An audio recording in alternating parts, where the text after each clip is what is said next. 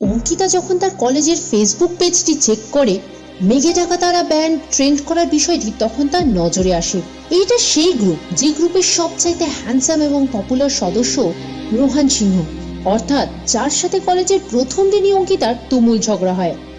একদিকে ব্যান্ডের সদস্যদের বিশেষত রোহান সিংহের ছবিতে লাইকের ঝড় বয়ে যাচ্ছিল, আর অন্যদিকে অঙ্কিতার ফটো সমৃদ্ধ হচ্ছিল নেগেটিভ কমেন্টের ঝড়ে। আমি রোহান সিংহ এবং মেঘে ঢাকা তারা ব্যান্ডকে ঘেন্না করি। রাগে গজগজ করতে করতে অঙ্কিতা নিজের ক্লাসের দিকে রওনা হয়, যেখানে অসংখ্য ছাত্রছাত্রীর জমায়েত হয়েছিল। আনমনা অঙ্কিতা কখন নিজে সেই ভিড়ে সামিল হয়ে যায় বুঝতেই পারেনি। সেখান থেকে বেরোনোরও কোনো উপায় ছিল না। প্রচন্ড ভিড়ে অঙ্কিতা জ্ঞান হারিয়ে ফেলে এবং যখন তার সেন্স আসে তখন সে নিজেকে কোনো একজনের কোলে অনুভব করে। তার মনে হয়েছিল সে যেন কোনো এক সিনেমার হিরোর কোলে রয়েছে। যখনই অঙ্কিতার সেন্স পুরোপুরি আসে তখন সে জোরে চেঁচিয়ে ওঠে, তুমি আমাকে টাচ করার সাহস হয় কি করে তোমার? অঙ্কিতার সেন্স আসার পর যার কোলে নিজেকে দেখতে পায় সে আর অন্য কেউ নয়, রোহান সিংহ। অঙ্কিতা যখন সেখান থেকে পালিয়ে যেতে চাইছিল ঠিক তখনই সে পা পিছলে আবার সেই রোহানের বুকের উপরে আছড়ে পড়ে। এখানে আমাদের ছাড়া আর কেউ নেই, তো এবার বলেই দাও না ঠিক কতটা তুমি আমায় ভালোবাসো। প্লিজ। তাহলে অঙ্কিতা রোহান কি সত্যিই প্রেমিক জুটি? কলেজের সবার সামনে কি তারা একে অপরকে ঘেন্না করার নাটক করছে, নাকি একে অপরকে ফাঁসানোর প্ল্যানিং করছে? তাহলে সত্যিটা আসলে কি? গরমকাল শেষ হলো বলে এখন রোদের তাপ আর অসহ্য লাগে না। বেশ সুন্দর হাওয়া দেয় মাঝে মাঝে। সূর্য অস্ত যাবে যাবে এমন সময় একটা লাল রঙের গাড়ি ধুলোর ঝড় উড়িয়ে রাস্তা দিয়ে চলে গেল। গাড়ির ভেতরে ইন্দ্রাণী একটু রেগে গিয়েই বলল, অঙ্কিতা, তোর এত বয়স হয়ে গেল, এখনো সেই সেলিব্রিটিদের পিছনে পড়ে রইলি? এখনো ক্রাশ খাচ্ছিস এদের উপরে? 1 মিনিট, একটা ঝগড়া চলছে, আমি এটা শেষ করে নিয়ে কথা বলছি, কেমন? মিষ্টি গলায় বলল অঙ্কিতা। ইন্দ্রাণী একটা দীর্ঘশ্বাস ছেড়ে গাড়িটা রাস্তার ধারে দাঁড় করালো। অঙ্কিতার দিকে তাকিয়ে বলে গেল, আমায় একবার কোম্পানিতে যেতে হবে একটা কাজের জন্যে। তুই কিন্তু একদম বসে থাকবি এখানে, কোথাও যাবি না। অন্যমনস্কভাবে মাথা নাড়িয়ে অঙ্কিতা ফোনের দিকেই তাকিয়ে রইল। এই মুহূর্তে ফেসবুকে অনলাইনে চলতে থাকা তর্ক বিতর্কতেই সে মগ্ন। সেলিব্রিটিদের ফ্যানরা এসব ঝগড়া করেই থাকে, এতে সেলিব্রিটিদের পাবলিসিটি হয়। এই মুহূর্তে অঙ্কিতা ওর বিপক্ষে থাকা ফ্যানদের বেশ কড়া করে কথা শোনাচ্ছে। মেঘে ঢাকা তারা ব্যান্ডটিকে অঙ্কিতা পছন্দ করে না, অ্যান্টি ফ্যান হয়ে তাই ওকে একটু ঝগড়া করতেই হবে। এই ব্যান্ডটা এত পপুলার হলেও এদের ফ্যানগুলো লেভেল এরকম লো কেন কে জানে। হঠাৎ করে গাড়িটা কেঁপে উঠল। অঙ্কিতা অবাক হয়ে পেছনে তাকিয়ে যা দেখল তাতে ও শকড হয়ে গেল। ইন্দ্রাণী ওর জেঠতুতো দিদি, সারা জীবন ধরে স্পিড লিমিটের ওপরে গাড়ি চালানোই ইন্দ্রাণীর অভ্যাস। তার মানে গাড়িটা নো পার্কিং স্পটে দাঁড় করাবি, তাও আবার রাস্তার মাঝে? পেছনে তাকিয়ে অঙ্কিতা দেখল একটা দামি ফরেন কার দাঁড়িয়ে আছে। ইন্দ্রাণীর গাড়িটা ধাক্কার চোটে পিছনে গড়িয়ে গিয়ে সেই গাড়িটাকে আবার ধাক্কা দিল। ও গড! কিছুক্ষণ পর অঙ্কিতা গাড়ির দরজা খুলে আস্তে আস্তে বাইরে বেরোলো ব্যাপারটা ঠিক করে দেখার জন্য। পিছনের দামি গাড়িটার সামনেটা দেখে অঙ্কিতা বুঝল যে আজ ওর লাক ভালো, খুব বেশি ক্ষতি হয়নি, একটু স্ক্র্যাচ হয়েছে শুধু। গাড়িটার কালো জানালা উপরে তোলা ছিল, সুতরাং ভিতরের কাউকে দেখা যাচ্ছিল না। কেউ বেরোচ্ছে না দেখে অঙ্কিতা ভাবল কেউ নেই হয়তো গাড়িতে, আর স্ক্র্যাচটার উপরে হাত বুলিয়ে মোছার চেষ্টা করলো, কিন্তু তাতে কি আর স্ক্র্যাচ চলে যায়? এদিক ওদিক তাকিয়ে অঙ্কিতা দেখল আশেপাশে কেউ নেই, তাই কুর্তির কোনা দিয়ে দাগটা মোছার চেষ্টা করলো, কিন্তু তাতেও কোনো লাভ হলো না। এটার জন্য তো কম্পেনসেশন দিতে হতে পারে। যদি তাই হয় তাহলে আজ আর ইন্দ্রাণীর সঙ্গে বিরিয়ানি খাওয়া হবে না। ধ্যাত! রেগে গিয়ে অঙ্কিতা গাড়িতে এক ঘুষি মারল। ঠিক সেই সময় গাড়ির জানলা নামিয়ে একজন বলল, আরে, আপনার কি মাথা ঠিক আছে? অঙ্কিতা চমকে গেল রীতিমতো। গাড়িতে কেউ ছিল নাকি? আর চোখে তাকিয়ে অঙ্কিতা দেখল গাড়ির পেছনে একজন বসে আছে, কালো পোশাক আর বড় সানগ্লাস পরে। একটু লজ্জা পেয়ে অঙ্কিতা বলল, আই এম ভেরি সরি, এটা আমার দিদির গাড়ি, ও এসে ঠিক আপনাকে কম্পেনসেশন দিয়ে দেবে। গাড়িতে বসা লোকটি অল্প হেসে বলল, কিভাবে কম্পেনসেট করবেন একটু বলবেন?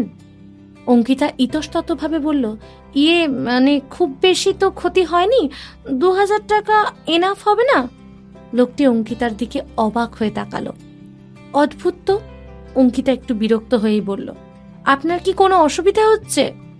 আমি ঠিক ধরেছিলাম, লোকটি বলল। আপনার নিশ্চয়ই মাথার ঠিক নেই। অঙ্কিতা আর চুপ থাকতে পারল না, ঠোঁট কামড়ে জবাব দিল, হোয়াট? আমার মাথা ঠিক নেই? আপনার মাথার প্রবলেম আছে। কম্পেনসেশন হিসেবে টাকা কি যথেষ্ট নয় আপনার জন্য, নাকি আমাকে আমার ব্লাড বা ফ্লেশ দিয়ে কম্পেনসেশন করতে হবে? গাড়িতে বসে থাকা লোকটা কোনো কথা বলল না, তবে হঠাৎ করে চারপাশটা এমন চুপচাপ হয়ে গেল যে অঙ্কিতা একটু দমে গেল। কোনো কথা না বলেও লোকটা এমন কনফিডেন্ট দেখাচ্ছে কিভাবে? অঙ্কিতা কি করবে ভেবে উঠতে পারল না। অবশেষে লোকটি খুব শান্তভাবে বলে উঠল, আপনার মাংস দিয়ে কম্পেনসেট করবেন? এই বছর তো পাঁঠার দাম খুব বেশি নয়। অঙ্কিতা অবাক হয়ে কয়েক সেকেন্ড দাঁড়িয়ে রইল, তারপর তেলে বেগুনে জ্বলে উঠল। লোকটা ওকে ছাগল বলে ডাকলো নাকি? আপনি বলুন তাহলে, এর সলিউশন আপনি বার করুন, রেগে বলল অঙ্কিতা। লোকটি কিছু বলার আগে একটি মধ্যবয়স্ক লোক এসে ওদের সামনে দাঁড়ালো এবং গাড়িতে বসা লোকটির দিকে তাকিয়ে বলল, বাবু একটু দেরি হয়ে গেল, কিছু মনে করবেন না। এই লোকটি গাড়িটার ড্রাইভার। কোনো ব্যাপার না, গাড়িতে বসে থাকা লোকটি বলল। ড্রাইভারটি অঙ্কিতার দিকে তাকিয়ে বেশ রেগে গিয়ে বলল, এটা কিন্তু সম্পূর্ণ আপনার দোষ, আপনাকে কম্পেনসেশন দিতেই হবে। ভেতরের লোকটি হঠাৎ বলে উঠল, উনি বলেছেন 2000 টাকা দেবেন। তোমার কি মনে হয় সেটা এনাফ? ড্রাইভারের চোখ কপালে উঠে গেল। কোমরে হাত দিয়ে সে বলল, 2000? আপনার কোনো ধারণা আছে এই গাড়িটার দাম কত? রিপেয়ার করতেই অন্তত কয়েক লক্ষ লাগতে পারে। আপনি কি জানেন এটা কার গাড়ি? অঙ্কিতা তো সত্যিই জানে না গাড়িটা কার, তাই ও মাথা নাড়ল। ড্রাইভারটি কিছুক্ষণ জোরে জোরে নিঃশ্বাস নিল নিজেকে শান্ত করার জন্য। গাড়ির ভেতরে বসে থাকা লোকটি বেশ বিনোদিত হয়ে সব দেখছিল। তার চোখ বারবার অঙ্কিতার দিকে যাচ্ছিল। কুর্তি আর জিন্স পরে থাকা অঙ্কিতার খোলা চুল আর মুখের সার্ভ ফিচার্সগুলো বেশ অ্যাট্রাকটিভ। ওর চোখ দুটো বেশ ব্রাইট। অঙ্কিতা কিন্তু বেশ সুন্দরী, আর ও যখন কুর্তি দিয়ে গাড়ির দাগটা মোছার চেষ্টা করছিল, অজান্তেই লোকটার চোখ সেই দিকে চলে গিয়েছিল। লোকটির ফোন দুবার বেজে উঠল। একটু সিরিয়াস হয়ে গিয়ে সে ড্রাইভারকে বলল, আগে আমায় এয়ারপোর্ট নিয়ে চলো, এটা পরে সামলে নিও। লোকটি অঙ্কিতাকে কাছে আসতে বলল। ও কাছে আসায় লোকটি সানগ্লাস খুলে তাকালো অঙ্কিতার দিকে। লোকটি হ্যান্ডসাম বললেও কম বলা হবে। মুখটা এত ব্রাইট অ্যাট্রাকটিভ যে অঙ্কিতা একটু থতমত খেয়ে গেল। বয়সও বেশি নয়, অঙ্কিতার বয়সী না হলেও খুব একটা বড় বলে মনে হলো না দেখে। বাঁ চোখের নিচে একটি ছোট্ট তীর যেন লোকটিকে একটু বেশি অ্যাট্রাকটিভ করে তুলেছে। এটা ওর চেহারাতে কেমন একটা রাজকীয় ব্যাপার ছিল। আপনার ফোনটা দিন, লোকটি শান্ত গলায় বলল। কিছু না ভেবেই অঙ্কিতা ফোনটা এগিয়ে দিল। লোকটি নিজের নাম্বারে ফোন করলো, এরপর ফেরত দিয়ে দিল। আপনার কথা রাখবেন কিন্তু, এই বলে লোকটির গাড়িটা এগিয়ে গেল এয়ারপোর্টের দিকে।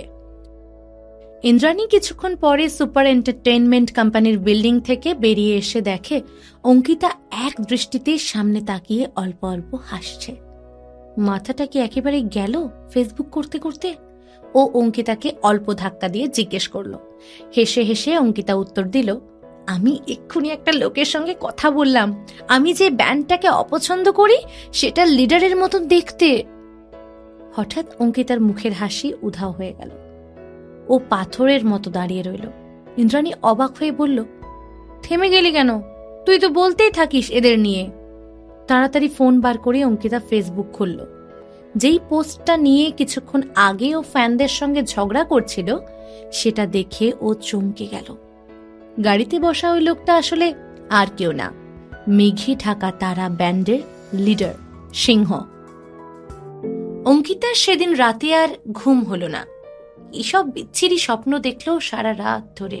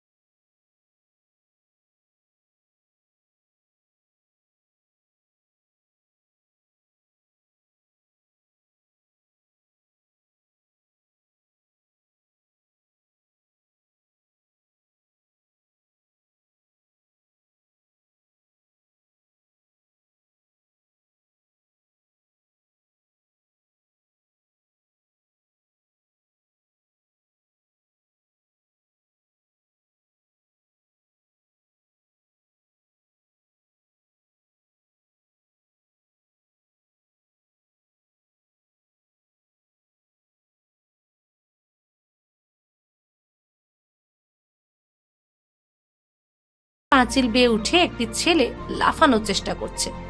এই অঙ্কিতা, আমার ব্যাগটা ধর, আমি নিচে আসছি, প্রত্যুষ চিৎকার করে বলল। অঙ্কিতার বুক দূর দূর করছে। ও বেশ ভালোই বুঝেছে যে এবার চোখ এড়াতে পারা যাবে না। ওরা দুজন একদম সবার সামনেই এসে পড়েছে। ও হাত নাড়িয়ে প্রত্যুষকে ইশারা করে বলল, নামিস না, একদম নামবি না। প্রত্যুষের চিরকালই একটু কম উপস্থিত বুদ্ধি ছিল, তাই অঙ্কিতার ইঙ্গিত না বুঝতে পেরে পাঁচিলের ওপর থেকে এক লাফে মাটিতে এলো। এই দৃশ্য থেকে প্রিন্সিপালের চোখ ছানা বড়া হয়ে গেল। তিনি রাগ করবেন না অবাক হবেন কিছুই বুঝলেন না। মডার্ন হাইয়ের 3000 ছাত্রছাত্রী কিছুক্ষণ চুপ করে দুজনের কাণ্ড দেখল। তারপর কয়েক সেকেন্ডের মধ্যে ময়দান জুড়ে হাসি আর কথাবার্তা শুরু হলো। ওরে বাস, হেব্বি তো ওই দুজন, কি দারুণ এন্ট্রান্স দিল দেখলি, একজন উত্তেজিত হয়ে বলেই উঠল। আরেকজন বলল, ওরা কি পাগল, করলি তো করলি, একদম প্রিন্সিপালের নাকের নিচে, এত দুঃসাহস, এবার ওদের কি যে হবে কে জানে। অঙ্কিতার ভয়ে কেঁদে ফেলার মতো অবস্থা। কে জানতো যে ময়দানের মধ্যেই ওরা নামবে। একটু সামাল দেওয়ার জন্য বলল, স্যার আমরা না মডার্ন হাই স্টুডেন্ট নই, আমরা তো first year class B A student. Pratyush বোকার মতো করে বলে ফেলল। মাথার আগে মুখ চলে, এই আর কি। চশমা খুলে প্রিন্সিপাল রেগে গিয়ে বললেন, এদের ক্লাস টিচার কোথায়, এখনই নিয়ে যাও এদেরকে। 1 ঘন্টা ধরে দুজনে তুমুল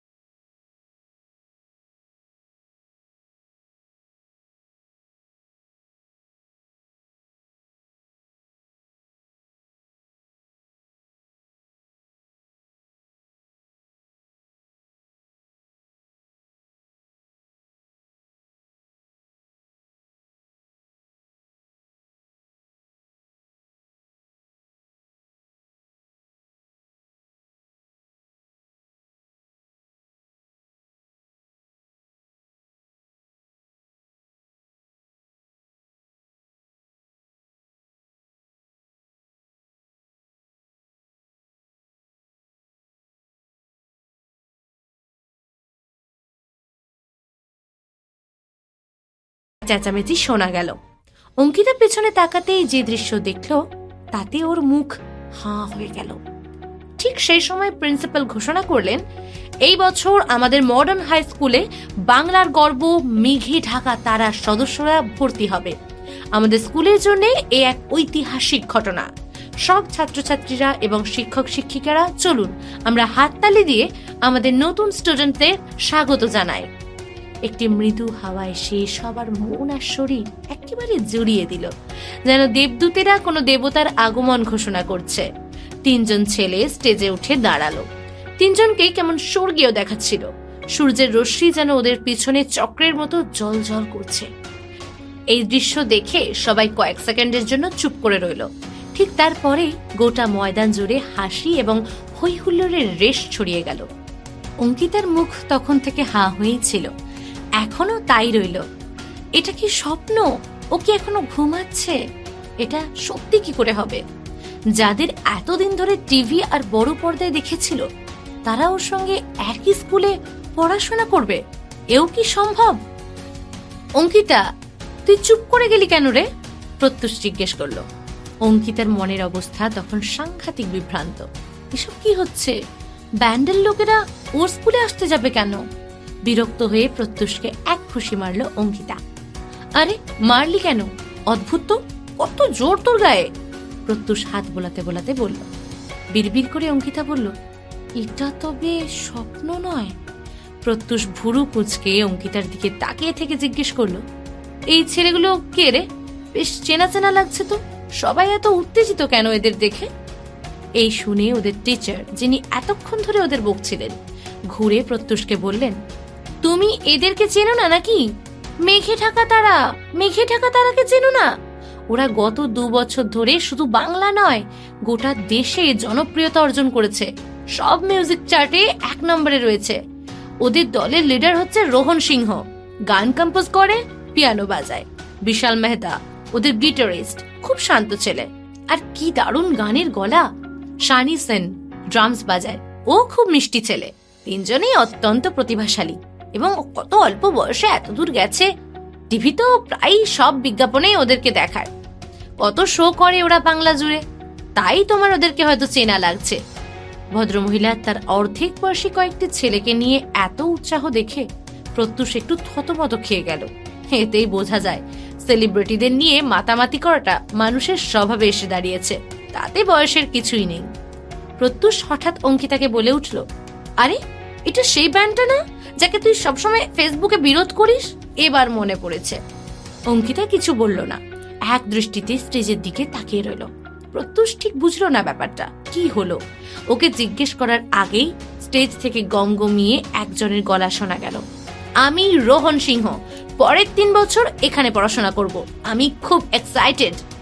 ওর কথা শেষ হতে না হতেই পুরো ময়দান জুড়ে চিৎকার আর হই হুল্লোড়ের একটা ঢেউ বয়ে গেল। হ্যালো, আমি বিশাল মেহতা, আমি সানি সেন।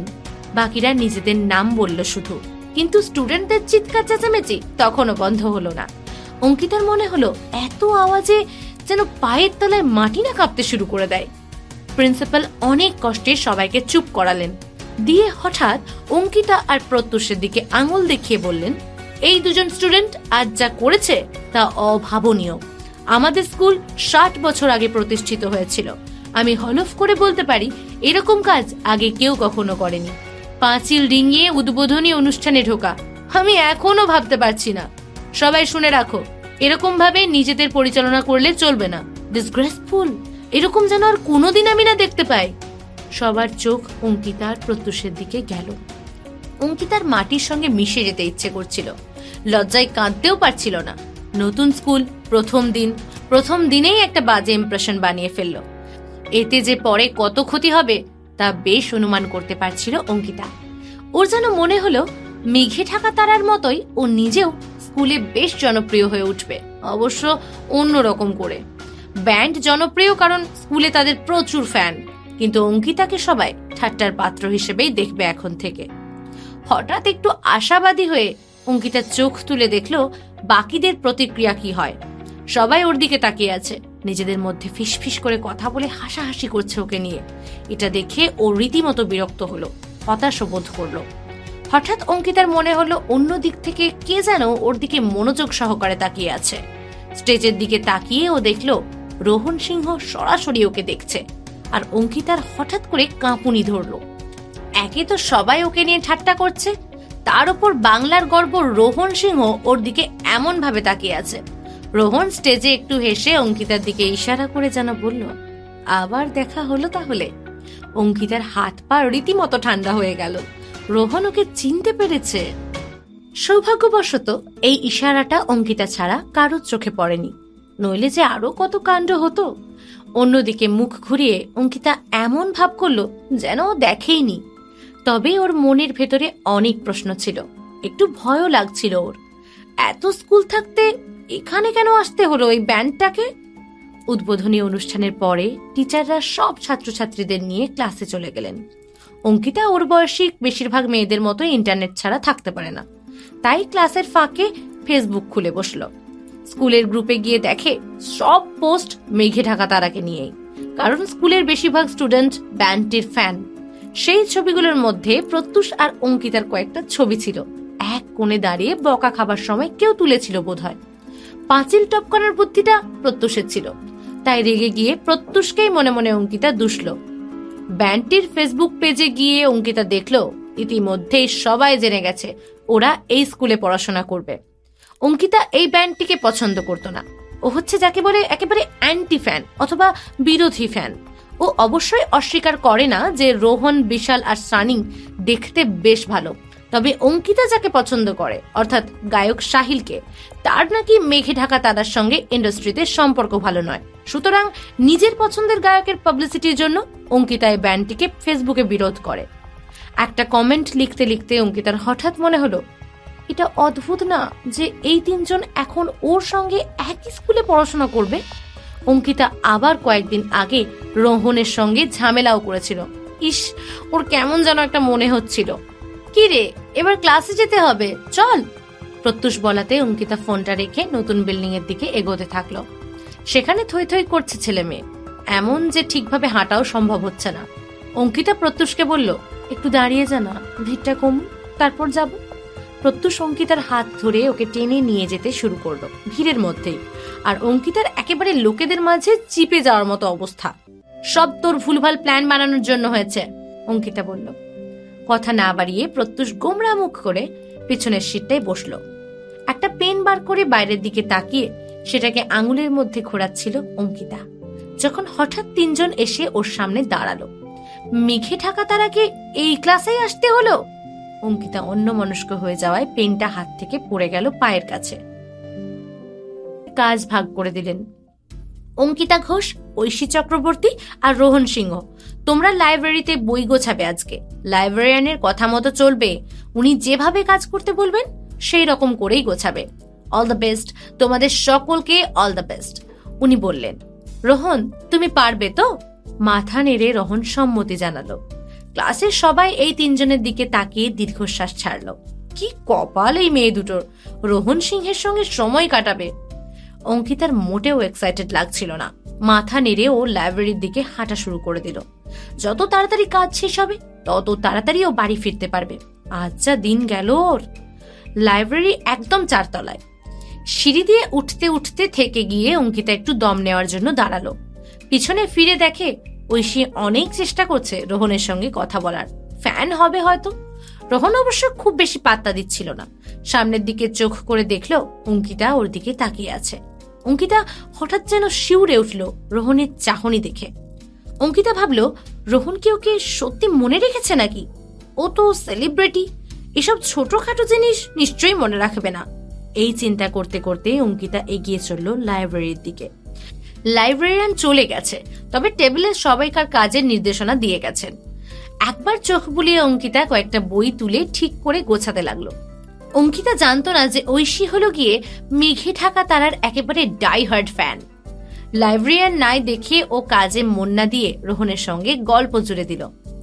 আমি তো কোনোদিন ভাবতেই পারিনি যাদের টিভিতে দেখি তারা আমার সঙ্গে আমার স্কুলে পড়াশোনা করবে। আমার যে কি এক্সাইটেড লাগছে আমি বোঝাতেই পারবো না। রোহন একটু অস্বস্তি বোধ করছিল ঐশীর কথাগুলো শুনে, তাই মাথা নাড়িয়েই উত্তর দিতে থাকলো। ঐশী বলতেই থাকলো, তোমার কোনো আইডিয়া নেই রোহন, আমি তোমার কত বড় ফ্যান। যেদিন থেকে তুমি ইন্ডিয়ান আইডলে জিতেছিলে সেদিন থেকে আমি তোমায় ফলো করি। আমার সব স্বপ্ন সত্যি হয়ে গেছে তোমাকে দেখতে পেয়ে। অঙ্কিতা মাথা নেড়ে দীর্ঘশ্বাস ফেলল। ও নিজে ফেসবুকে তর্ক বিতর্ক করে ঠিক কথা, তবে এরকম ফ্যানদের ও একদম পছন্দ করতো না, যারা শিল্পীদের পার্সোনাল লাইফ আর স্পেসের সম্মান দিতে জানে না, অবসেসড হয়ে যায়। সেটা শুধু তাদের কম বুদ্ধির পরিচয় দেয়। রোহনও একটু বিরক্ত হচ্ছিল, তাই বেশি কথাও বলছিল না একদমই। কিন্তু ঐশী এক্সাইটমেন্টে সব ভুলে গিয়েছিল। রোহন উত্তর দিচ্ছিল না দেখে ঐশী বলে উঠল, তুমি আমায় বিশ্বাস করলে না তো? আমি কিন্তু সত্যি বলছি। রোহনের অ্যাটেনশন পাওয়ার জন্য ঐশী মরিয়া হয়ে উঠল। আচ্ছা, রোহন উত্তর দিল। তারপরেও ঐশী বলল, তুমি বিশ্বাস করছো না দেখছি, কি প্রমাণ চাও বলো? তুমি আমার ফার্স্ট ক্রাশ রোহন, আমি সব করতে পারি তোমার জন্য। অঙ্কিতা এতক্ষণ ধরে মজা নিচ্ছিল ঠিকই, কিন্তু এখন ব্যাপারটা অন্যরকম হয়ে দাঁড়ালো।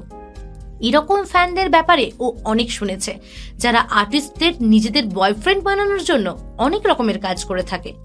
আর মানছি ছেলেটা দেখতে সুন্দর, তার মানে এরকম কাণ্ডজ্ঞানহীন হয়ে নিজেকে ওর সামনে ছোট করবে? ঐশী বারান্দায় গিয়ে রেলিং এর উপর হঠাৎ করে উঠে গেল। অঙ্কিতার তো মাথায় হাত। কি সর্বনাশ, এই মেয়েটা কি পাগল হয়ে গেল? দেখো রোহন, ঐশী বলল, আমি প্রমাণ দিতে পারি আমি তোমায় কতটা ভালোবাসি। রোহনও যথেষ্ট ভ্যাবাচাকা খেয়ে গিয়েছে। একটু রেগে গিয়েই বলল, এই এই অনেক হয়েছে, এবার নামো, তুমি ওখান থেকে নেমে এসো। ঐশী বলল, তুমি আমার বয়ফ্রেন্ড হতে রাজি কি রাজি নও? নইলে কিন্তু আমি এখান থেকে ঝাঁপ দেব। অঙ্কিতার গা হাত পা ঠান্ডা হয়ে যেতে শুরু করলো। ঝাঁপ দেবে মানে? ঐশী এটুকুর জন্য সুইসাইড করবে নাকি? ও কিছু বলার আগে রোহন হাত নেড়ে বলল, বেশ বেশ, তাহলে ঝাঁপ দাও। যত ইম্যাচিওর লোকজন। বেশ জোরে হাওয়া দিতে শুরু করলো, আর অঙ্কিতার বুক তো ধরফর করতে লাগলো। এ কেমন লোক রে ভাই, কিরকম বলে দিল ঝাঁপ দিতে? তুমি না হয় আর্টিস্ট, তার মানে তো তোমার ফ্যানেদের প্রতিও তোমার দায়িত্ব আছে। ও যদি এখন সত্যি সত্যি ছাপ দিয়ে দেয়? ফেসবুকে সবাই বলতো যে রোহন সিংহ অত্যন্ত কর্কশ প্রকৃতির লোক, কারোর কথা ভাবে না। এখন তো মনে হচ্ছে সেটাই সত্যি। সামাল দেওয়ার জন্য অঙ্কিতা বলল, ঐশী প্লিজ একটু ঠান্ডা হও প্লিজ। রোহন সিংহ তোমার পছন্দ করে না তো কি হয়েছে? তোমার জীবনের সব থেকে গুরুত্বপূর্ণ বিষয় তোমার জীবনই। এত কিউট দেখতে তুমি, নিশ্চয়ই তুমি আরো অনেক ভালো বয়ফ্রেন্ড পাবে। ঐশী মাথা নেড়ে বলল, আমি কিচ্ছু শুনবো না। রোহন, তুমি আমার কথার জবাব দাও। ঐশী প্লিজ ওর কথা বাদ দাও তোমার।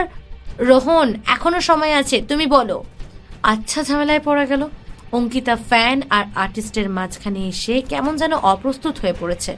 একদিকে ফ্যান সুইসাইড করবে হুমকি দিচ্ছে, অন্যদিকে আর্টিস্ট নিজের মতো করে বসে আছে কোনো পাত্তা না দিয়ে। কেমন মানুষ এরা? অঙ্কিতা একটু ঢোক গিলে বলল, ঐশী আমি অন্য কথা বলছি, একবার শোনো প্লিজ। ঐশী বলল, তুমি চুপ করো না, আমি তোমার সঙ্গে কথা বলছি না। অঙ্কিতা বলল, ঐশী এটা ইম্পর্ট্যান্ট। ঐশী বলল, আমি শুনবো না। হাল ছেড়ে অঙ্কিতা বলল, বেশ, যা মনে হয় তাই করো, তবে এটুকু বলছি, এখন খুব হাওয়া দিচ্ছে, তোমার স্কার্টটা কিন্তু আটকে গেছে, উঠে গেছে। ঐশী চোখ ছানা ভরা হয়ে গেল যখন ও বুঝতে পারলো ব্যাপারটা। লজ্জায় ওর মুখ লাল হয়ে গেল। অঙ্কিতার দিকে আঙুল করেও বলল, ইস, তোমরা তো ভারী বিকৃত মনের মানুষ, ডিসগাস্টিং। অঙ্কিতা বলল, আমার মন বিকৃত? আমি তো অন্তত তোমায় বললাম, আর তোমার আর্টিস্ট সে তো চুপ করেছিল সব দেখেও। এরকম লোককে বয়ফ্রেন্ড বানাবে তুমি? রোহন একটু কেশে মুখ ঘুরিয়ে নিল। এরপর ঐশীকে দেখে কে লজ্জাতে ওর গা থরথর করে কাঁপতে লাগলো। শেষে কিনা ওর ক্রাশের সামনে এইভাবে অপমানিত হতে হলো ওকে। এমব্রেসিং চিৎকার করে বলল, এই এই তুমি অঙ্কিতা ঘোষ না? তুমি আজ পাঁচিল টপকে স্কুলে ঢুকেছ না, আর আমাকে জ্ঞান দিচ্ছ? অঙ্কিতা হেসে বলল, হ্যাঁ, আমি পাঁচিল টপকে ঢুকেছি তো। অঙ্কিতাকে লজ্জা পাওয়ানোর জন্য ঐশী কথাগুলো বলছিল, তাতে রীতিমতো কাজ না হওয়ায় চোখে জল নিয়ে আস্তে আস্তে রেলিং থেকে নেমে দৌড়ে নিচে চলে গেল ঐশী। অঙ্কিতা বলল, যাক বাবা, ফাঁড়া কাটলো। অঙ্কিতা বুকে হাত দিয়ে একটু জোরে জোরে নিঃশ্বাস নিয়ে নিজেকে স্থির করলো। তখন রোহন একটু মুখ বাঁকিয়ে হাসলো। এতে অঙ্কিতা একটু বিরক্তি বোধ করলো। তুমি কেমন মানুষ ভাই? ওর না হয় মাথা ঠিক কাজ করছিল না, কিন্তু হাজার হোক ও তো তোমার ফ্যান। যদি আজ সত্যি কিছু করে বসতো, তুমি কি তার দায় নিতে? ইন্টারনেটে সবাই বলে তুমি নির্মম প্রকৃতির মানুষ, আমি তো দেখছি তাই ঠিক। রোহন বলল, আচ্ছা, তবে কোনো ফ্যান আমায় ব্ল্যাকমেল করবে আর আমি তার সঙ্গে ভালো ব্যবহার করব, এটা বলছো? না, আমি সেটা বলছি না। আমাদের রোজ রোজ এরকম ফ্যানদের সঙ্গে ডিল করতে হয়। কেউ বলে বয়ফ্রেন্ড না হলে ছাপ দেব, কেউ বলে বিষ খেয়ে নেব, কেউ বলে হাত কেটে ফেলবো। তাহলে এদের সবার মধ্যে আমায় দেব? কি বলতে চাও, ভাগ করে দেব? আমি দ্রৌপদী সাজতে এখানে আসিনি। আমি অবশ্যই ফ্যানদের সম্মান করি, তাদের প্রতি গ্রেটফুল আমি, কিন্তু এরকম বুদ্ধিহীন কাজকর্ম করলে আমি সেটা এন্টারটেইন করতে পারবো না। এদের মানসিক চিকিৎসার দরকার, বলো তো আমি সেই ফিজটা দিতে পারি। ওর কথাগুলো অবশ্য অঙ্কিতার ঠিকই মনে হলো। সত্যি তো, ফ্যানরা এরকম করলে আর্টিস্ট কি করতে পারে? কোনো মানুষের পক্ষেই তো সম্ভব নয় সবাইকে খুশি করা, সেটা ফ্যানদের বোঝা উচিত। এরকম অসাধ্য আকাঙ্ক্ষা নিয়ে চললে সেটা অবশ্যই আনহেলদি। হঠাৎ অঙ্কিতার নজর গেল রেলিং এর কাছে। রোহান যে কখন সেখানে চলে গিয়েছিল ও লক্ষ্য করেনি। তার মানে ঐশী যদি সত্যি ঝাঁপ দেওয়ার চেষ্টা করতো, তাহলে রোহান ওকে ঠিকই ধরে ফেলতো। তার মানে রোহান হয়তো অতটা নির্মম নয়, ও নিশ্চয় অন্যদের কথা ভাবে। যেহেতু অঙ্কিতা বিরোধী ফ্যান, তাই ওর পক্ষে বিশ্বাস করা অনেকটা সহজ যে রোহন একজন হার্টলেস লোক, কিন্তু ও তো দেখছে এগুলো সব রিউমার। রোহন বলল, ইন্টারনেটের লোক অনেক কথা বলে, তুমি বোকার মতন সেগুলো বিশ্বাস করে নিলে আমার কিছু কথা বলার নেই। এই বলে ও চলে গেল। কিছুক্ষণ অঙ্কিতার একটু খারাপ লাগলো এইভাবে রোহনকে বিচার করার জন্য, কিন্তু তারপর ও দেখলো এখন লাইব্রেরি গোছানোর সব দায়িত্ব ওকেই নিতে হবে। বাকি দুজন তো চলেই গেছে।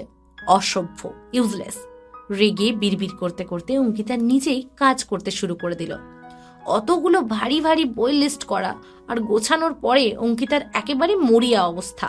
কোমরের সাংঘাতিক ব্যথা, হাত পা তো আর চলছেই না। প্রত্যুষকে ডেকে ও কোনো রকম স্কুল থেকে বাড়ি ফিরল। ফেসবুক খোলার জন্য ফোন বার করে অঙ্কিতা দেখে কয়েকটা মেসেজ এসেছে। অঙ্কিতারা যে বড় লোক সেটা বলা ঠিক হবে না। কয়েক বছর আগে চিটফান্ড করতে গিয়ে ওরা সব টাকা পয়সা হারিয়ে ফেলেছিল। তাই ওর বাবা আর দাদাকে বাইরে যেতে হয় চাকরির সন্ধানে। বাড়িটার নিচের তলায় একটা কফির দোকানকে ভাড়া দেওয়া হয়েছে। দোতলায় অঙ্কিতারা থাকে আর 3 তলাও ভাড়া দেওয়ার কথা। অঙ্কিতার পড়াশোনার খরচ চালানোর জন্য এইটুকু তো করতেই হবে। মডার্ন হাইয়ের মতো স্কুলে যাওয়ার অর্থশক্তি ওদের নেই। তবে অঙ্কিতা মিউজিক কোটা দিয়ে ঢুকেছে তো, তাই একটু কম ফিস দিতে হচ্ছে।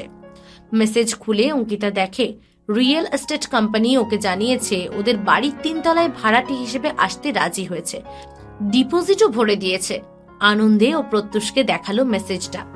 বেশ পয়সাওয়ালা লোক তো, প্রত্যুষ বলল। আরো বলল, 6 মাসের ভাড়া একেবারে দিয়ে দিয়েছে। ভালো, তোর বাড়িটা এমনিতে দারুণ, অনেকটা প্রাইভেসি আছে। নতুন ভাড়াটা এলে আলাপ করাবি কিন্তু, হ্যাঁ? অঙ্কিতা বলল, হ্যাঁ বাবা করাবো, চল আজ একটু রোল খেয়ে আসি। যা দিন গেল আমার আর তোর, তারপর আবার ঐশী আর রোহনের ওই ড্রামা। এই কি ড্রামা, আমাকেও বল, প্রত্যুষ বলল। রোলের দোকানের দিকে এগোতে এগোতে অঙ্কিতা লাইব্রেরির ঘটনাটা সম্পূর্ণটা প্রত্যুষকে বলল। হাতে গরম গরম এগরোল নিয়ে প্রত্যুষ সব শুনে বলল, বাবা এত কাণ্ড, কি এমন ভালো দেখতে রোহন সিংহ, তাকে নিয়ে এত মাতামাতি? মেয়েটার নাম যেন কি, ক্লাসে আমি মন দিয়ে শুনিনি। ঐশী চক্রবর্তী রে। ও বাবা গো, তুই চিনিস ঐশী কে? তুই জানিস ঐশী চক্রবর্তী কে? প্রত্যুষ জিজ্ঞেস করলো। ওর ফ্যামিলি তো বিশাল বড় লোক রে, এখানকার সব জুয়েলারির দোকান আর পেট্রোল পাম্পগুলোর মালিক ওরা। অঙ্কিতা বলল, কিন্তু কমন সেন্সটা তো আর পয়সা দিয়ে কেনা যায় না দেখছি। বলতে বলতেই অঙ্কিতার ফোনে একটা মেসেজ ঢুকলো। ও খুলে দেখলো তাতে কেবল লেখা আছে ক্ষতিপূরণ চাই। যে নাম্বারটা থেকে পাঠানো সেটাও অচেনা, তাই কিছুক্ষণ অঙ্কিতা একটু অবাক হয়ে গেল। সঙ্গে সঙ্গে আরেকটা মেসেজ এলো, তাতে ইন্স্যুরেন্স ক্লেম আর রিপেয়ারের রিসিট দেওয়া। এতক্ষণে অঙ্কিতা বুঝলো এটা কার পাঠানো।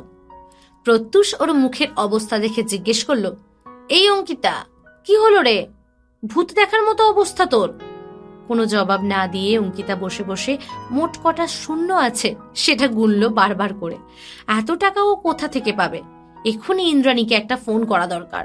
তাড়াতাড়ি ফোন লাগিয়ে অঙ্কিতা বলল, দিদি শোন না, তুই ওই দিন ঠিক মতো পার্কিং করিসনি, একটা গাড়িতে ধাক্কা লেগেছিল না ওই দিন, যেদিন বিরিয়ানি খেতে বেরিয়েছিলাম আমরা, আর যার গাড়ি সে আজকে ক্ষতিপূরণ চাইছে, প্রচুর টাকা। ফোনে আওয়াজ এলো, রোজ নতুন নতুন ভাবে আপনারা লোক ঠকাচ্ছেন তাই না? এখন আমার বোনের নাম্বার থেকে ফোন করে কাঁদুনি গাইছেন, সব ঢং। এসব বলে ইন্দ্রাণী ফোন রেখে দিল। অঙ্কিতা একবার সত্যি কেঁদে ফেললো। ও কি করবে এখন? ওই ওই, প্রত্যুষ বলল, এই কি হলো তোর, বল না। অঙ্কিতা বলল, আমার মনে হয় এবার গা ঢাকা দিতে হবে রে। একজনকে আমার ক্ষতিপূরণ দেওয়ার কথা, কিন্তু অনেক টাকা, আমি পাবো কোথা থেকে? টাকার কথা শুনে প্রত্যুষের মুখ শুকিয়ে গেল। ভয় ভয় করে বলল, আমি এখন যাই, হ্যাঁ, যদি মা খুব বকাবকি করে তাই চলে যাই, কাল দেখা হবে, টাটা। অঙ্কিতা কিছুক্ষণ বসে ভাবলো বাবা কিংবা দাদাকে একবার ফোন করবে কিনা। বকা খাবে অনেক ঠিকই, কিন্তু একটা কিছু তো হবে। ছেলেটাকে আবার ওই স্কুলেই আসতে হলো। যবে থেকে এই রোহন সিংহের সঙ্গে দেখা হয়েছে সেদিন থেকে দিনকাল খারাপ যাচ্ছে, সব ওই রোহনের দোষ। আস্তে আস্তেই ঘরের দিকে পা বাড়ালো অঙ্কিতা। বাবা আর দাদা এটা দিতে পারবে না, একেই ওদের আর্থিক অবস্থা খুব একটা ভালো নয় এখন। ক্ষতিপূরণ নিয়ে কি করা যায় ভেবে ভেবে সারা রাত ঘুম হলো না ওর ঠিক মতো। সকালে চোখের তলায় কালি নিয়ে অঙ্কিতা স্কুলে গেল। ও ভাবলো যদি রোহনকে এভাবে ম্যানেজ করা যায় তাহলে হয়তো ক্ষতিপূরণের প্রশ্ন আর উঠবে না। নিজের সিটে বসে ও বই খাতা বের করবে, এমন সময় ওকে পিছন থেকে কেউ ডাকলো। গলার আওয়াজ শুনে অঙ্কিতার বুক ধড়ফড় করে উঠল। সবসময় খারাপ জিনিসটাই কেন হয় ওর সাথে? সকাল সকাল মুডটা বিগড়ে দিল। পিছন ফিরে অঙ্কিতা দেখে রোহন ওর দিকে একগাল হাসি নিয়ে তাকিয়ে আছে। অন্য সময় ছেলেটাকে দেখে হয়তো বিরক্ত হতো, কিন্তু আজ অঙ্কিতার দৃষ্টিতে ভয় ছাড়া কিছুই নেই। রোহনের চেহারাতে যদিও ভয় পাওয়ার মতো কিছুই নেই, বেশ সুদর্শন লাগছে ওকে। ভয়ে ভয়ে অঙ্কিতা জিজ্ঞেস করলো, কোনো দরকার ছিল তোমার? রোহন আরেকটু হেসে বলল, কাল তোমায় যে মেসেজটা পাঠিয়েছিলাম সেটা দেখেছ? ওর কথা শুনে পুরো ক্লাস স্তব্ধতায় ছেয়ে গেল। রোহন সিংহ কাউকে মেসেজ পাঠিয়েছে, তাও আবার অঙ্কিতাকে? ও ওদের মধ্যে কি কিছু চলছে? রোহনের কি সম্পর্ক আছে অঙ্কিতার সঙ্গে? দীর্ঘশ্বাস ফেলে অঙ্কিতা বলল, হ্যাঁ আমি দেখেছি। রোহন চারপাশে তাকিয়ে দেখল এখানে অনেক লোক আছে। আমার একটু প্রাইভেটে কথা বলার আছে তোমার সঙ্গে, বাইরে এসো একটু। হ্যাঁ, একটু আলোচনা করা যাক। কি হলো অঙ্কিতা ঘোষ, ভয় পেয়ে গেলে নাকি? গভীর গলায় নিজের নামের উচ্চারণ শুনে অঙ্কিতা একটু অপ্রস্তুত হয়ে পড়ল। এত অল্প বয়সী ছেলের এরকম গলা কি করে হয়? কিন্তু সঙ্গে সঙ্গে এসব চিন্তা মাথা থেকে সরিয়ে দিল অঙ্কিতা। এখন রোহন শুধু ওর থেকে হিসেব চাইতে এসেছে, তাই ওর পিছনে পিছনে ক্লাস থেকে বেরিয়ে মাঠের কাছে হাঁটতে লাগলো। ওরা দুজন ক্লাস থেকে বেরোনোর সঙ্গে সঙ্গে সবাই আলোচনা করতে লাগলো, আমি কি ঠিক শুনলাম? রোহন সিংহ ওই মেয়েটাকে নিজে মেসেজ করেছে? ওরা কি একে অপরকে চেনে নাকি? দূর, চিনবে কি করে? রোহন সিংহকে চেনা কি এত সহজ নাকি? আরে না না, ওদের মধ্যে কিছু চলছে নাকি বলতো? মেয়েটার মুখ দেখেছিস? রোহন সিংহের কি মাথা খারাপ হয়ে গেছে? আমি তো চিনিও না মেয়েটাকে ঠিক করে। ডাইরেক্ট অ্যাডমিশন নয় নিশ্চয়ই, তাই না? আরে শুনেছি মিউজিক কোটা দিয়ে ঢুকেছে, নইলে এখানে পড়ার ক্ষমতা নেই। ইস, শেষে এরকম মেয়েকে পছন্দ করলো রোহন। আমি ওর কত বড় ফ্যান, এখনো ওর সঙ্গে কথাই বলতে পারলাম না।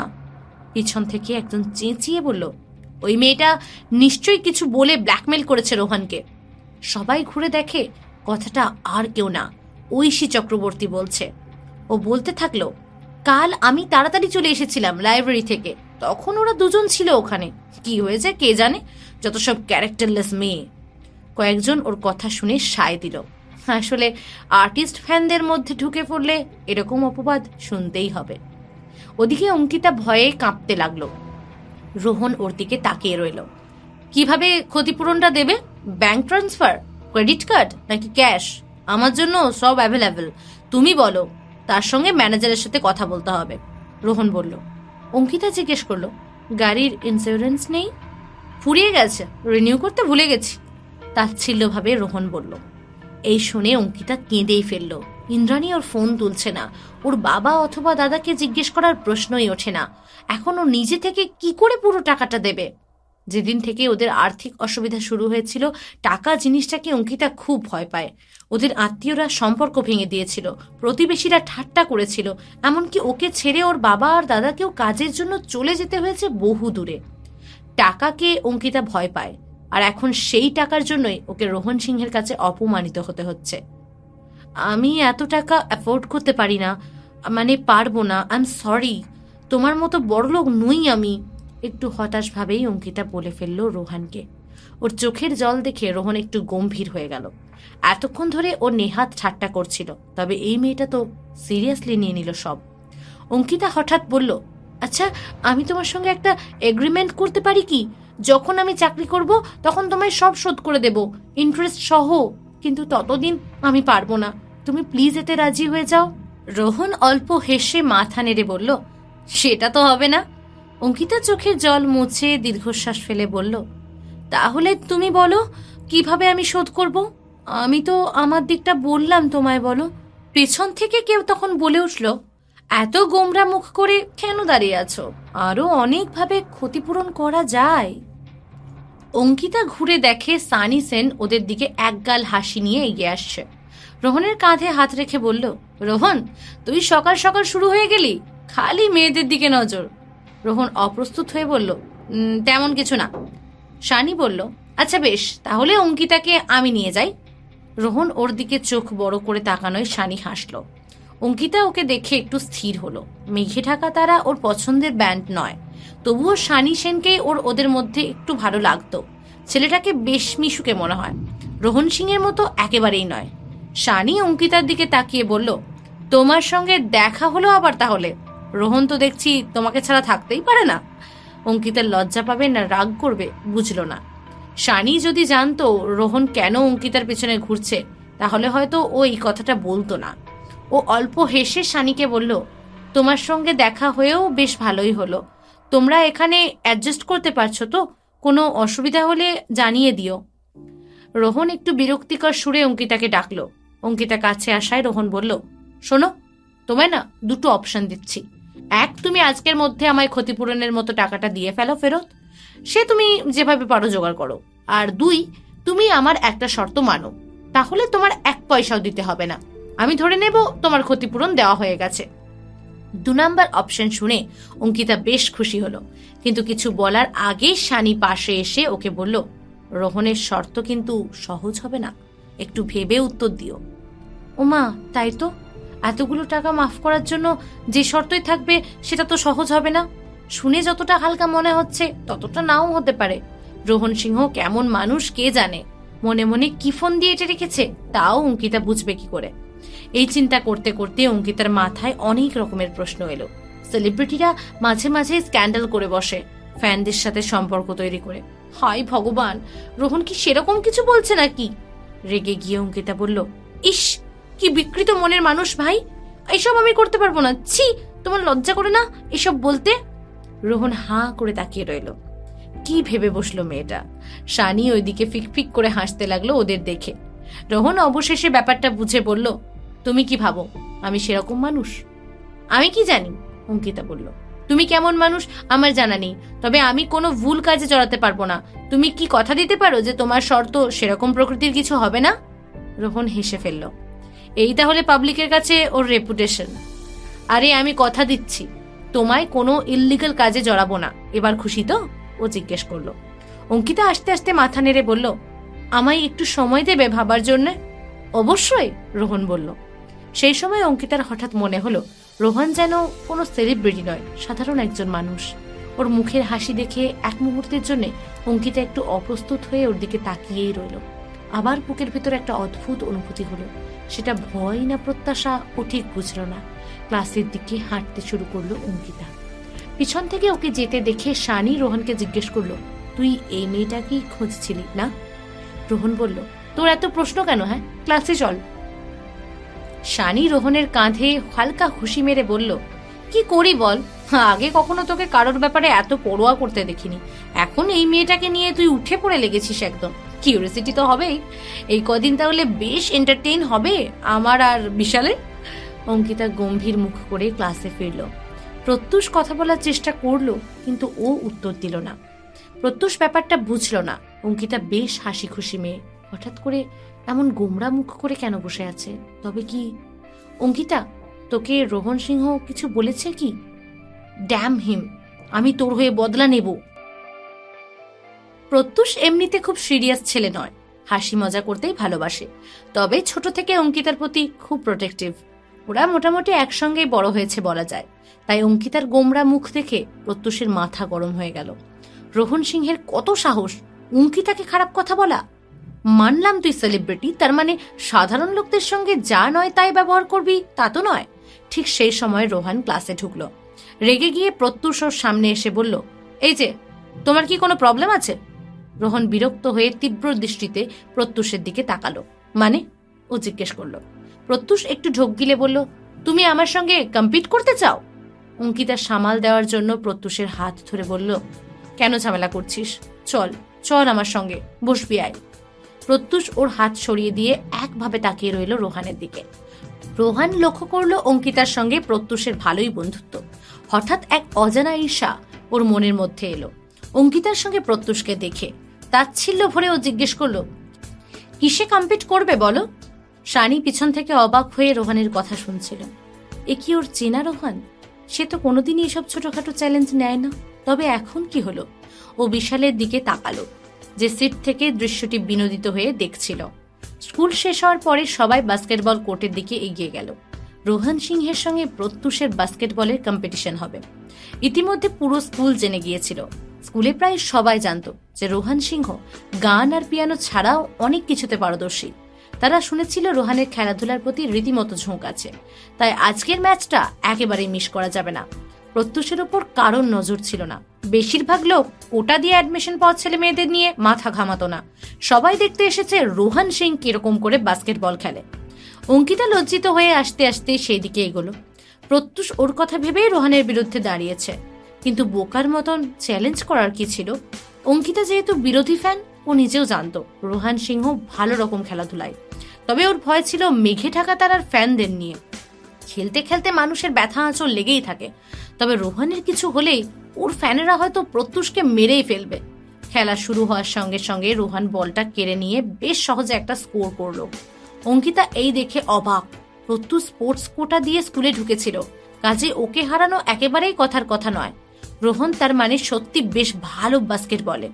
প্রত্যুষ ইতিমধ্যে একটা পয়েন্ট হেরে রেগে বল নিয়ে দৌড়ে এলো, কিন্তু রোহন সহজেই আবার স্কোর করলো। তৃতীয়বারেও একটা ফলাফল। কোর্টের সবাই তখন আনন্দ উল্লাসে ফেটে পড়ছে। উমা, কি ট্যালেন্টেড ছেলে! আই লাভ হিম। ও সব করতে পারে, যেমন গান গাইতে পারে তেমন সুন্দর দেখতে, তেমন খেলাধুলাতেও তুখোড়। রোহান সিংহ, আমি তোমার দলে। রোহান ঘুরে প্রত্যুষকে জিজ্ঞেস করলো, কন্টিনিউ করবো? প্রত্যুষ হেরে গিয়ে মনে কষ্ট পেয়েছে, কিন্তু মাথা উঁচু করে বলল, না, তুমি জিতেছ, আমার কিছু করার নেই এতে। তবে একটা কথা জিজ্ঞেস করি তোমায়, অঙ্কিতা তোমার কি করেছে? জানি তুমি সেলিব্রিটি, তোমার একটা ইমেজের ব্যাপার আছে, কিন্তু একটা মেয়েকে এভাবে বিরক্ত করছো কেন? আমি তোমার কাছে ওর হয়ে ক্ষমা চাইছি, তুমি ওকে আর বিরক্ত করো না, এটা তোমার সাজে না। রোহন বলল, অঙ্কিতা বলেছে আমার ঋণ শোধ করবে, এটা আমার আর ওর ব্যাপার, তুমি এর মধ্যে এসো না। অঙ্কিতা কবে থেকে তোমার দায়িত্ব হলো? দুজনকে দেখে মনে হচ্ছিল যেন এখনই আবার ঝগড়া করবে, তাই অঙ্কিতা তাড়াতাড়ি এসে প্রত্যুষকে নিজের জলের বোতল দিয়ে বলল, অনেক দৌড়ালি, এবার জল খা। ওদের দেখে রোহন একটু বিরক্ত বোধ করলো। ছোটবেলার বন্ধু বলে এত টান দুজনের মধ্যে। অঙ্কিতা আর প্রত্যুষকে এত কাছাকাছি দেখে ওর বেশ হিংসে হচ্ছিল। প্রত্যুষের আরো কিছু বলার ছিল, কিন্তু অঙ্কিতা চিমটি কেটে ওকে থামিয়ে দিল। উফ বাবারে, এত জোরে কেউ মারে? প্রত্যুষ বলে উঠল। এই তুই চুপ কর তো, অঙ্কিতা বলল। রোহনের দিকে তাকিয়ে অঙ্কিতা বলল, আই এম সো সরি, আমি সব টাকা তোমায় ফেরত দিয়ে দেব। প্রত্যুষের কথায় তুমি কিছু মনে করো না প্লিজ। এই বলে অঙ্কিতা প্রত্যুষকে নিয়ে দৌড়ে চলে গেল। রোহন একটু অবাক হলো, এতগুলো টাকা অঙ্কিতা ফেরত দেবে কিভাবে? ওর পরিবারের ব্যাপারে রোহন খোঁজ লাগিয়েছিল, কাজেই ও জানতো এত টাকা জোগাড় করা অঙ্কিতার পক্ষে কখনো সম্ভব হবে না। ও কি প্রত্যুষকে বাঁচাতে এই কথা বলল, নাকি রোহনকে অপছন্দ করে একেবারে ক্ষতিপূরণ দিয়ে দেওয়ার কথা বলল? প্রত্যুষকে টেনে ক্লাসে নিয়ে আসার পর অঙ্কিতা এক ঘুষি মেরে বলল, এই মাথাটা কবে ব্যবহার করা শিখবি শুনি? ওইভাবে রোহন সিংহকে চ্যালেঞ্জ করা, ওর ফ্যানগুলো তোকে আসতে ছাড়বে তো? প্রত্যুষের যদিও খুব বেশি লাগেনি, তবুও মজার ছলে ও বলে উঠল, হ্যাঁ এত জোরে মারিস কেন? এবার কিন্তু আদর করে দিতে হবে, বলে রাখলাম। অঙ্কিতা ওদিকে কানই দিল না, বরং ভাবতে শুরু করলো টাকাটা কিভাবে ফেরত দেওয়া যায়। শেষমেশ বাবাকেই জিজ্ঞেস করতে হবে বলে মনে হচ্ছে। প্রত্যুষ জিজ্ঞাসা করলো, আচ্ছা তুই কি শোধ করবি ওকে বলতো? কি বলছিল ও তখন? অঙ্কিতা বলল, তোকে বললাম না, ইন্দ্রাণী দিদি ওই দিন একটা দামি গাড়িতে ধাক্কা মেরে স্ক্র্যাচ করে দিয়েছিল, ওটা তো রোহন সিংহের গাড়ি। ও ক্ষতিপূরণ চাইছে আমার কাছে। তোর কাছে সেভিংস আছে রে? আমার না সত্যি খুব দরকার রে এখন। প্রত্যুষ পকেট থেকে কয়েকটা 100 টাকার নোট বার করে বলল, আমার কাছে এটা ছাড়া আর এখন কিছুই নেই রে, সত্যি বলছি। অঙ্কিতার আবার মাথা গরম হয়ে গেল।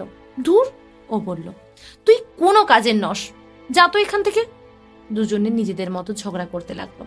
দূর থেকে একজন ওদের দিকে দৃঢ় দৃষ্টিতে তাকিয়ে রইল। কিছুক্ষণ ঝগড়া করার পর অঙ্কিতা ঘড়ি দেখে বাড়ি যাওয়ার কথা ভাবল। তার আগে একবার ওয়াশরুমে গেল। দরজা বন্ধ করতেই ও অনুভব করলো ওর পিছনে কেউ এসে দাঁড়িয়েছে। ঘুরে অঙ্কিতা দেখে 3 জন মেয়ে, তাদের মধ্যে ঐশী চক্রবর্তীও আছে, ওর দিকে তাকিয়ে আছে। ঐশীকে দেখে অঙ্কিতা জিজ্ঞেস করলো, তুমি ঠিক আছো তো আজকে? কাল একদম ঠিক করে কথা বলতে পারিনি, কিছু মনে করো না হ্যাঁ? ঐশী বলে উঠল, একদম ভালো সাজবি না আমার কাছে, আমার খুব ভালো করে জানা আছে তোর মতো মেয়েরা কেমন হয়। অঙ্কিতা কিছু বুঝতে না পেরে ওদের দিকে তাকিয়েই রইল। ঐশী ওর কাছে এসে বলল, এই কি বলে ব্ল্যাকমেল করেছিস তুই আমার রোহনকে? বল। কি বলেছি মানে? তুমি ভদ্রভাবে কথা বলতে জানো না? অঙ্কিতা রেগে জিজ্ঞেস করলো। আরেকটি মেয়ে বলে উঠল, একদম যেন ধোয়া তুলসী পাতারে, স্কুলে সবাই জানে রোহন সিংহের সঙ্গে অঙ্কিতা ঘোষের কোনো রিলেশনশিপ আছেই। অন্য মেয়েটি বলল, যার নাম অঙ্কিতা একবার ক্লাসে শুনেছিল, সেই প্রিয়া কুণ্ডু বলল, এত কথা বলার কি আছে, এদের মতো মেয়েরা বেশ ভালোই ন্যাকামি করতে পারে, যা করা সেটা করে চল তাড়াতাড়ি। অঙ্কিতা এখনো বুঝতে পারছিল না ব্যাপারটা ঠিক কিরকম, কিন্তু এদের কথাবার্তা শুনে ঠিক বুঝতে পারছে এরা বন্ধুত্ব পাতাতে আসেনি। ও শুনেছিল যে মডার্ন হাইতে অনেক ছেলে মেয়েদেরকে র্যাগিং করা হয়, কিন্তু নিজেই যে তার সম্মুখীন হবে এটাও ভাবেনি। ঐশী অঙ্কিতার কাছে এগিয়ে এসে এক হাত তুলে দাঁড়ালো থাপ্পড় মারার জন্য। গল্পের পরবর্তী অংশ শোনার জন্য শুনতে থাকুন পকেট এফএম।